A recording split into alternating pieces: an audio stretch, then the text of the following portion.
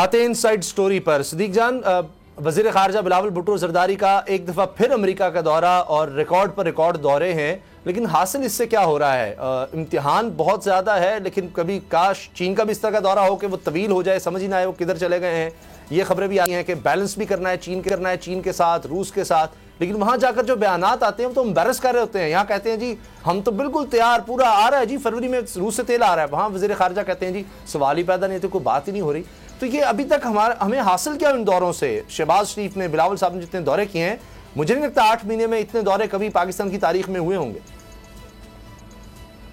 یہ آپ نے بالکل درست کہا ہے کہ حاصل وصول تو کچھ نہیں ہوا. البتہ انہوں نے جو مودی کے حوالے سے بیان دیا اس کو ان کو اپریشیٹ کرنا چاہیے. انہوں نے بڑا دبنگ بیان دیا ہے اور بڑا اچھا بیان دیا ہے, اس کو اپریشیٹ کرنا چاہیے. لیکن اس کے علاوہ جو چیزیں ہیں, جو یہ سفارتکاری ہے, اس کا کوئی ہمیں کوئی خاطر خواہ فائدہ نہیں ہوا. اور اس کی ایک وجہ بھی ہے کہ جب آپ معاشی طور پر اتنے کمزور ہوں گے کہ کسی ملک کو بھی, ہر ملک کو یہ بات پتہ ہے کہ آپ معاشی طور پر اتنے کمزور ہیں کہ آپ دیگر ملکوں کے قرضوں پر چل رہے ہیں, اور آپ ہر وقت یہ کہہ رہے ہیں, ابھی بھی آپ یہ کہتے ہیں کہ ہمارے پاس پیسے نہیں ہیں, ہمیں سعودی عرب پیسے دے گا, ہمیں جو ہے وہ چین پیسے دے گا, ہمیں جو ہے وہ IMF پیسے دے گا, ہمیں جی فلاں بینک پیسے دے گا, ہمیں فلاں ملک پیسے دے گا, کوئی UAE کوئی اور پیسے آپ کے اکاؤنٹ میں رکھوا دے گا.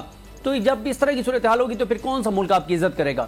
بالکل اسی طرح سے جیسے ہم اپنے معاشرے میں ان گھروں کی, ان لوگوں کی عزت نہیں کرتے جن کا ہمیں پتہ ہو کہ انہوں نے ہر وقت ہاتھ پھیلائے ہوتے ہیں, ہر وقت مانگنے کا کام ہے ان کا, اور پھر اس گھرانے پر یا اس شخص پر, اس فرد پر آپ کو اور زیادہ غصہ آتا ہے جو ایک طرح تو ہاتھ پھیلا رہا ہو, بھیک مانگ رہا ہو, دوسری طرف اس کی عیاشیاں چل رہی ہوں.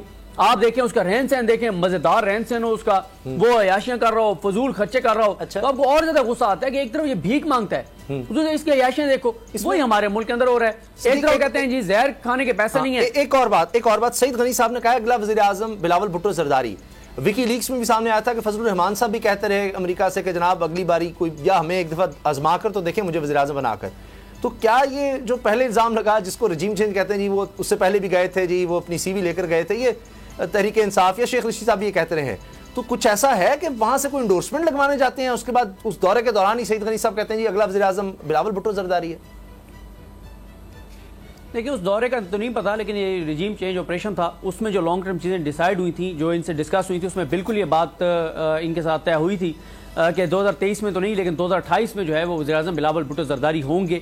تو یہ رجیم چینج آپریشن کے جو کردار تھے انہوں نے بالکل یہ پیپلز پارٹی کو یقین دہانی کرائی ہے کہ وہ اگلے وزیر اعظم ہوں گے. تو یہ بات ان کا اس حد تک کانفیڈنس ٹھیک ہے. اور امریکہ کو اور کیا چاہیے؟ ایسے کردار چاہیے امریکہ کو جو یہاں پہ یہ کہہ رہے ہوں کہ جناب ہم تو بھیک مانگ رہے ہیں, ہمارا تو مائی باپ امریکہ ہے, امریکہ کے وینٹیلیٹر پر ہیں, امریکہ کو ہم نے کچھ کہہ دیا تو وہ وینٹیلیٹر کا بٹن بند کرے گا اور بحیثیت قوم ہماری موت واقع ہو جائے گی.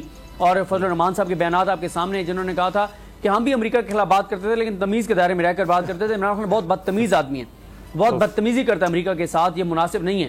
تو امریکہ کو اور کیا چاہیے؟ ایسے کردار ان کو چاہیے جن کو جو وہ کہیں جی ہم خادم, ہم نوکر, ہماری آل اولاد آپ کی خادم اور آپ کی نوکر, جو غیرت کی بات نہ کریں, جو عزت کی بات نہ کریں, جو خودداری کی بات نہ کریں, جو سر اٹھانے کی بات نہ کریں, جو بس غلامی کی بات کریں, جو اس بات پر مطمئن ہو کہ ہم غلام ہیں, ہمیں غلام رہنا ہے, اور ہم نے کوئی ایسی بات نہیں کرنی جو غلاموں کو نہیں کرنی چاہیے, جو نوکروں کو نہیں کرنی چاہیے, جو آقا کے سامنے نہیں گستاخی کرنی چاہیے, وہ نہیں کرنی چاہیے. بالکل صحیح. اگر آپ کو یہ ویڈیو پسند آئی ہے تو ہمارا چینل سبسکرائب کریں اور بیل کے بٹن پر کلک کریں.